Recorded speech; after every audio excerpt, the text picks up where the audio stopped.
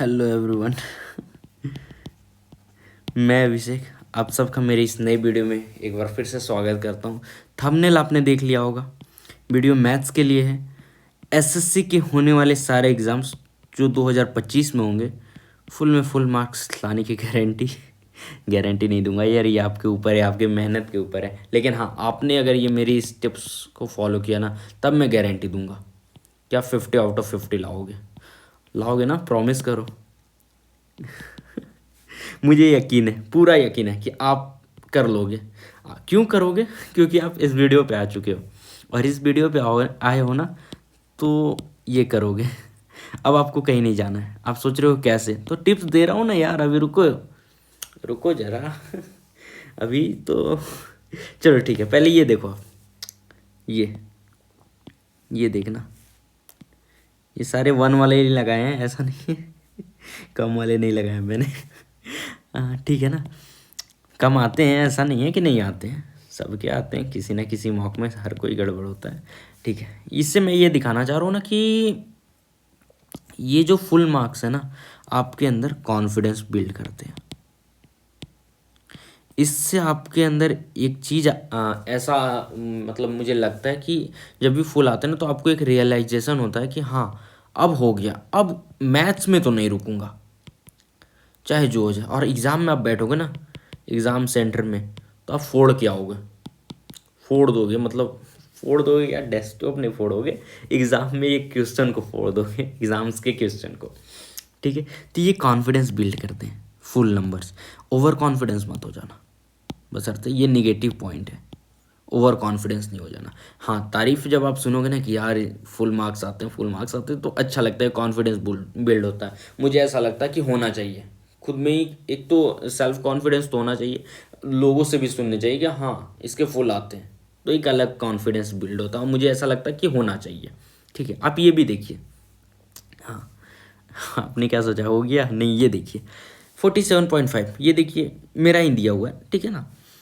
13 जनवरी 2024, और एग्ज़ाम से पहले की वो सारी यहाँ देख लीजिए डेट, सारी डेट देख लीजिए, सब रिसेंट के हैं। ठीक है, तो कैसे करा मैंने, वो चीज़ आगे बताऊंगा ना, अभी रुको जरा यार, सब्र करो थोड़ा सा। ठीक है, तो 2.3 के स्टूडेंट ही हैं जिन्होंने फुल मार्क्स किया है। ठीक है, फुल मार्क्स किया है। ठीक है, इतनों ने दिया, इतने ने क्यों इतना ही क्यों कर पाए? लैक ऑफ कॉन्फिडेंस, कॉन्सेप्ट की क्लैरिटी नहीं है, टाइम मैनेजमेंट नहीं हो पाया है, और क्या हो सकता है, कैलकुलेशन मिस्टेक करा है इन्होंने, और भी कुछ पॉइंट्स है क्या? तो नहीं, ठीक है ना, इतने ही 4 पॉइंट्स हैं, देख लेंगे इनको, निपट लेंगे इनसे। इतनों ने क्यों नहीं करा? तो भाई इनके पास ये सारी चीज़ ना फुलफिल कर रहे हैं ये क्राइटेरिया। कॉन्फिडेंस अच्छा है, अच्छी खासी पकड़ हो गई है, टाइम मैनेज अच्छा कर पाते हैं, कैलकुलेशन अच्छी है, वो सब अभी बताओ ना कैसे करना है। रुको जरा यार, चलो आओ आगे शुरू करते हैं। तो पहली चीज़ मैं बताता हूँ आप सबको। तो इस वीडियो में मैं बस वही बता रहा हूँ कि एसएससी के जितने भी एग्जाम्स होंगे ना, उसमें आप 50 आउट ऑफ 50 करोगे। और ये जो टिप्स होंगे ना, आपकी तैयारी को एक अलग नई दिशा में लेके जाएंगे। ठीक है, ये लाइन बोलना भूल गया था, इसीलिए यहाँ ऐड ऑन कर रहा हूँ। तो चलिए शुरू करते हैं। तो सबसे पहला है कॉन्सेप्ट की क्लैरिटी। मैं ऐसा मान के चलता हूँ ना, ऐसा मान के कि सबने कोर्स कंप्लीट कर लिया है, तभी देखना, आगे मत बढ़ना। जिनने कोर्स नहीं किया है कैसे करना है, वो मेरी पहली वीडियो जाकर देखना, उसमें मैंने बताया है। वो करीबन 27 मिनट की वीडियो है, वहाँ देखना कैसे करना है। ठीक है, कैसे 150 प्लस स्कोर करोगे, सब कुछ वहाँ बताया। यहाँ मैं सिर्फ मैथ्स के लिए बता रहा हूँ, और ये मानते हुए कि आपने कोर्स कंप्लीट एक बार ही कर लिया है। तो कॉन्सेप्ट की क्लैरिटी कैसे होती है सर? तो ऐसी होती है ना सर कि आपने कोर्स करा, और आपको बोला गया था 150 से 200 क्वेश्चन उस पर्टिकुलर चैप्टर के लगाने का, आपने ये नहीं लगाया, आपने इसको स्किप कर दिया, इसको बोला कि लास्ट में करूँगा, तो यहाँ कॉन्सेप्ट की क्लैरिटी नहीं हुई। जैसे मान लेते हैं एक परसेंटेज मैंने चैप्टर उठाया, अब ये मैंने पढ़ तो जरूर लिया पूरा, बस इसकी प्रैक्टिस नहीं करी, तो ये चीज़ अब आप करना शुरू करिए। चलिए, आपने कर लिया, मतलब कोर्स कंप्लीट कर लिया, तो अब जो है ना प्रैक्टिस, तो कितनी प्रैक्टिस करी? तो देखिए मिनिमम मैं बताऊँ ना, तो 150 से 200 क्वेश्चन मिनिमम। आप सोचोगे कि सर इतना ज़्यादा ज़्यादा है, मुझे तो कम लग रहे। डेली 50 क्वेश्चन तो लगाओगे ना यार। आप इतना भी नहीं करना चाहोगे तो फिर क्यों आए हो इस फील्ड में। एसएससी समय मांगता है। एसएससी नहीं, सारे गवर्नमेंट एग्जाम्स वाले समय और मेहनत, मेहनत तो ज़्यादा मांगती है, ठीक है ना। तो ये 3 दिन का है, 50 50 50 करके अगर 200 लगाओगे तो 4 दिन का है ना। हाँ, तो ठीक है ना। तो 50 50 करके लगा लेना ना 4 दिन। ऐसे आप कहोगे सर एक ही चैप्टर, अरे सारे लग जाएंगे। शुरुआत तो करो आप। चींटी जब चढ़ती है, मैंने पिछले वीडियो में भी यही एग्जांपल दिया था कि चींटी चढ़ती है तो कितनी बारी गिरती है, सोचो कहाँ चढ़ जाती है। शुरुआत तो वो नीचे से ही कर रही है ना, तो आप भी शुरुआत करो। वो सही समय अब आ चुका है। आप ऐसा मान के चलो ना कि ये जुलाई जो आएगा ना 2025 का, आपके एग्ज़ाम्स हो जाएंगे जून से जुलाई के बीच में। ज़्यादा समय नहीं है आपके पास, तो अभी से लग जाइए आप, ठीक है। और जो बिगिनर से जो अभी भी जुड़े हुए हैं ना, उनको मैं एक बात बता देता हूँ। जब आप कोर्स कंप्लीट हो जाए ना, तो इसी तरीके से करना। कोर्स कंप्लीट होने का मतलब, सॉरी कोर्स बोल रहा हूँ, जैसे ये चैप्टर अपने परसेंटेज कंप्लीट कर लिया तो ये 150 से 200 आप इसी टाइम लगाना, इसी टाइम लगाना, ठीक है ना। ये नहीं बाद में मत टाल देना, फिर आपको दिक्कत होगी बाद लास्ट में, कितना करोगे लास्ट मोमेंट पे। इसलिए आप ये करते हुए चलना, ठीक है। तो इस तरीके से आप कॉन्सेप्ट की क्लैरिटी करोगे, ठीक है। दूसरी चीज़, आइए हम डालते हैं दूसरा पॉइंट है रिवीजन। तो ये भी पहले पॉइंट से लिंक है। रिवीजन कैसे, रिवीजन तो इस रिवीजन का नाम है, जो आपने 150 200 क्वेश्चन करा ना, उसमें से आपको सिलेक्ट करना है। क्या सिलेक्ट करना है? सिलेक्ट, तो 20 से 30 क्वेश्चन जो है ना आपको सिलेक्ट करने हैं। वो ऐसे क्वेश्चन होने चाहिए जो आपके पूरे चैप्टर को, मतलब जैसे ये परसेंटेज आपने करा 150 क्वेश्चन, तो पूरे परसेंटेज के जितने भी कॉन्सेप्ट होंगे ये 20-30 क्वेश्चन में ना वो पूरे आने चाहिए। ये आपको सेलेक्ट करना है कि कौन से क्वेश्चन में कौन सा कॉन्सेप्ट छिपा हुआ है। ये प्रैक्टिस करोगे तो आ जाएंगे। तो ऐसे ये 20-30 क्वेश्चन, और इसको रखना है। और ये तब लगानी है जब ये लग जाए, और उसके 1 सप्ताह के बाद, 1 वीक के बाद, 150 से 200 कंप्लीट हो जाए उसके 1 वीक के बाद। क्योंकि ऐसा होगा कि सारे तो नहीं बनेंगे ना इसमें से, सारे तो पहली बारी में तो बनेंगे नहीं, उनको भी हाईलाइट करना है, उनको भी हाईलाइट करना। वो भी एक पॉइंट है यहाँ पर, मैं ऐड कर ले रहा हूँ रिवीजन में, कि जो नहीं बनेंगे उनको हाईलाइट करना है। वो मैं भूल रहा था अभी बताना, अचानक से याद आ गया कि जो नहीं बने उनको आप स्टार मार्क कर लेना, हाईलाइटर का यूज कर लेना। ये मत चले जाना, कहाँ सर जी कहाँ नहीं जाऊँगा, तो सॉल्यूशन पेज में कि देख लेता हूँ ऐसे बनेंगे, मत देखना। ये गलती कभी भी जीवन में मत करना। जब तक आप उस पर्टिकुलर क्वेश्चन में मुझे लगता है 40 से 45 मिनट ना दो, तब तक यहाँ नहीं जाना चाहिए किसी भी। तो जो क्वेश्चन नहीं बना उसमें कम से कम इतना समय दीजिए। वो ज़रूरी नहीं कि एक दिन में ही दिया जाए, 2 दिन या 3 दिन में भी हो सकते हैं कि वो समय टोटल 45 मिनट का उस क्वेश्चन में समय आपने लगाया हो। अगर फिर भी ना बने तब आप सॉल्यूशन पेज में जाइए, या फिर किसी और माध्यम से किसी डाउट ग्रुप में भेज कर उसको बनाइए।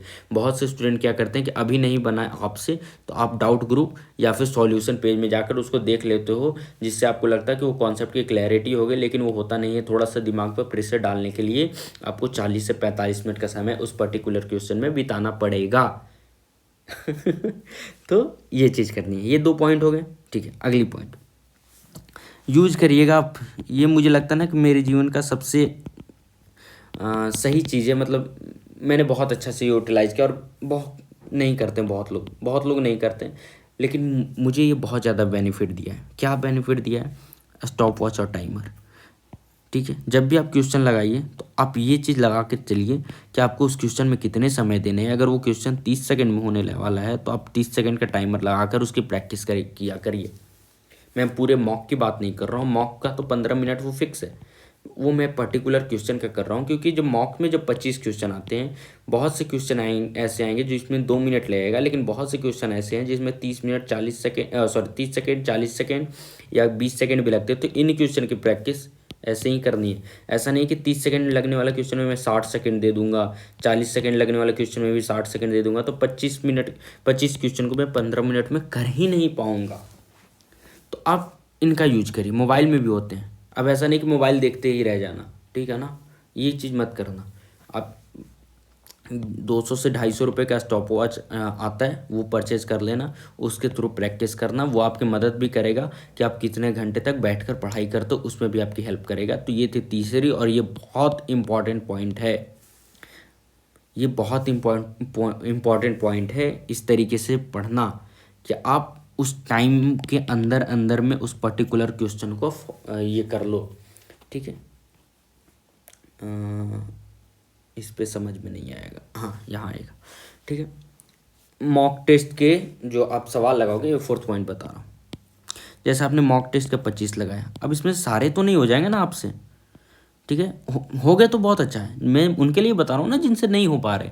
तो क्यों नहीं हो रहा, 20 या 22 आपने करा, ये 3 नहीं हुए, तो 3 मान लेते हैं ज्योमेट्री से नहीं हुए, मैंसुरेशन से नहीं हुआ, या फिर प्रॉफिट एंड लॉस से नहीं हुआ। फटाक से ना ये 20 से 30 क्वेश्चन जो मैंने पहले साइड करवाए थे, वो क्वेश्चन निकाल लेना, और उससे पहले भी नोट्स खोल लेना। नोट्स से अपना नोट्स की जल्दी जल्दी से रिवीजन कर लेना। नोट्स इस तरीके से बनाना कि एक कॉपी में आपके सारे फार्मूलेज हो जो एक जगह लिखे हुए हो, और एक जगह क्वेश्चंस की प्रैक्टिस हो। इस तरीके से ये बिगिनर्स देख लेना, जो रिपीटर से वो तो अब नहीं कर पाएंगे, लेकिन जो बिगिनर्स होंगे इस तरीके से आप करना कि एक जगह फार्मूलेज लिखे हो, उसके एक एग्जाम्पल यहाँ मात्र हो, और बाकी ऐसा नहीं है कि कुछ लोग होते हैं ना जो 5-6 क्वेश्चन लिखे होते हैं, तो वो वाला क्वेश्चन अलग कॉपी में लिखना, एक फार्मूला हो उस पर एक एग्जाम्पल हो, बस आगे बढ़ना। तो इस तरीके से करना। तो नोट्स पढ़ना, फटाक से उसके सारे फार्मूलेज देखना, और वो 20-30 क्वेश्चन को लगाना, साथ में इस क्वेश्चन को उसके बाद अटैम्प्ट करना। छोड़ मत देना कि हाँ कर लेंगे ना, ठीक है अगले मॉक में देख लेंगे, अगली बारी जो आएंगे ना तब देख लेंगे अगली, ऐसे नहीं, ये करना है, ठीक है।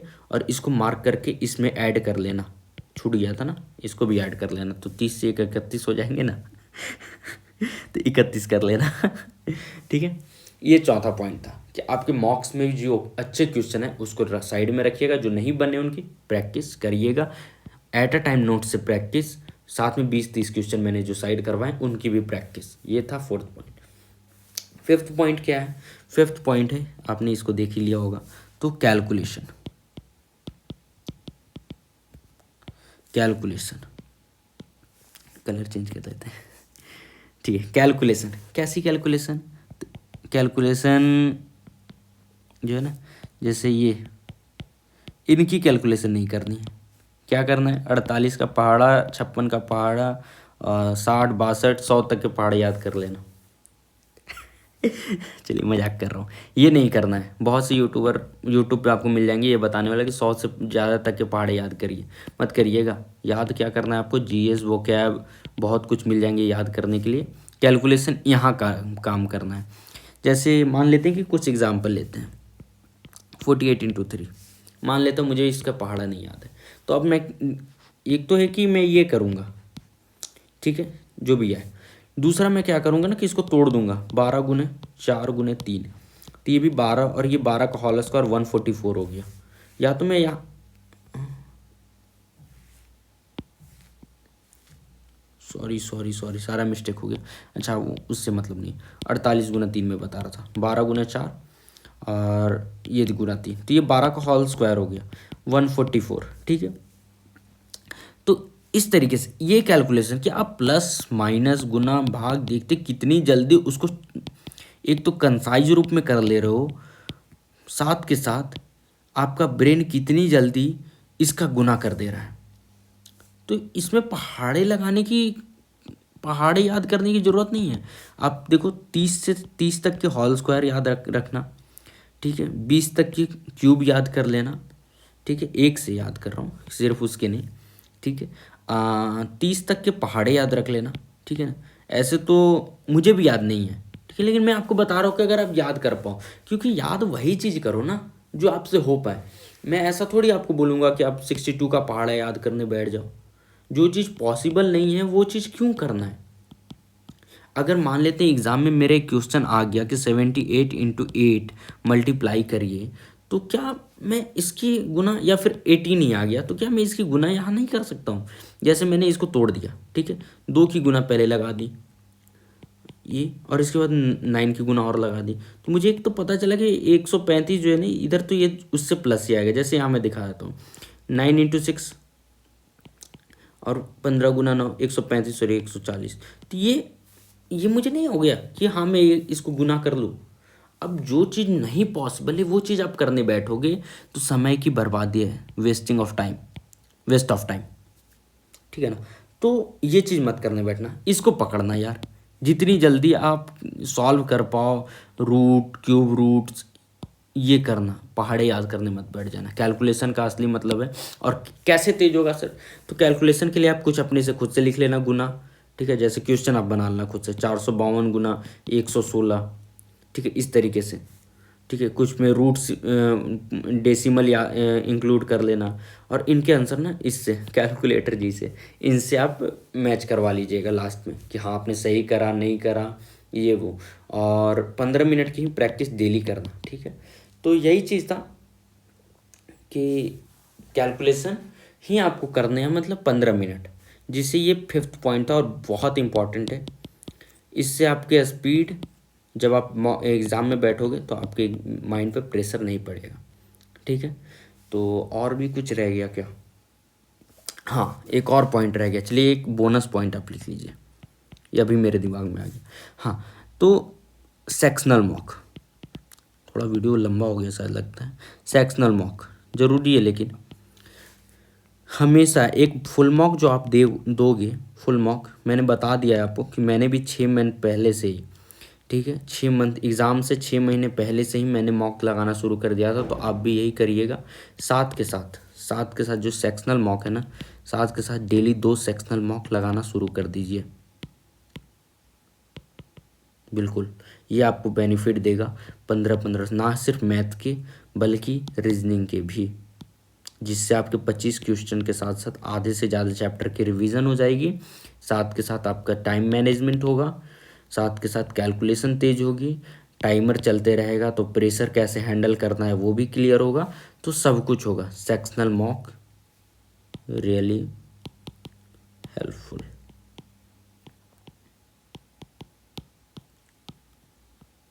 ठीक है, तो बस यही था। ये बोनस पॉइंट ज़्यादा इम्पॉर्टेंट है, ठीक है ना, सबसे जो बड़ा इम्पॉर्टेंट फैक्टर है। तो मैंने मेरी लाइफ में ये इसने बहुत मदद की है। तो आप भी यही चीज़ करिएगा, ठीक है ना। अब कहीं नहीं भटकना है। अब आपने इस वीडियो को देख लिया ना, अब ये मत चले जाना कि यार और भी देख लेता हूँ, कोई अलग नहीं बताएगा, सब वही बताएंगे। आपने किसी की भी एक की देख ली है, बस वहीं पर स्टिक करना, उसी चीज़ को फॉलो करिए। कुछ अलग करने की ज़रूरत नहीं है, जितना कुछ बताया ना उसी को। एक और चीज़ बता देता हूँ, स्टिकी नोट्स का यूज करिएगा। जो फार्मूले आपसे नहीं याद हो पाए, उस फार्मूले को स्टिकी नोट्स पे लिखिए, अपने डेस्क के ऊपर चिपकाइए और बार बार उसकी नज़र मिलाइए। डेली 2 बार ही देखिए उसको, जिससे वो आपको जल्दी याद हो। तो इसका इस्तेमाल आप कर सकते हैं। तो और भी स्लाइड्स हैं इसमें, नहीं तो ठीक है, हो गया, ये लास्ट स्लाइड ही था। तो मिलते हैं अगली वीडियो में, तब तक के लिए जय हिंद। और वीडियो अच्छी लगी ना तो लाइक करना यार, कमेंट करना और शेयर कर देना कमेंट करके ये भी बताइए कि आपको क्या चाहिए, मतलब किस टॉपिक पे वीडियो चाहिए, कौन से चैप्टर पे चाहिए पर्टिकुलर, मैं वो भी बताऊंगा। और शेयर करिए अपने फ्रेंड्स के बीच भी अगर वीडियो अच्छी लगी हो तो। ठीक है, मिलते हैं अगली वीडियो में, आएंगे ज़रूर। एक क्लास जो है मेंस के लिए लेकर आऊँगा जल्दी ही, प्रिज्म और पिरामिड फुल कॉन्सेप्ट लेके आऊँगा।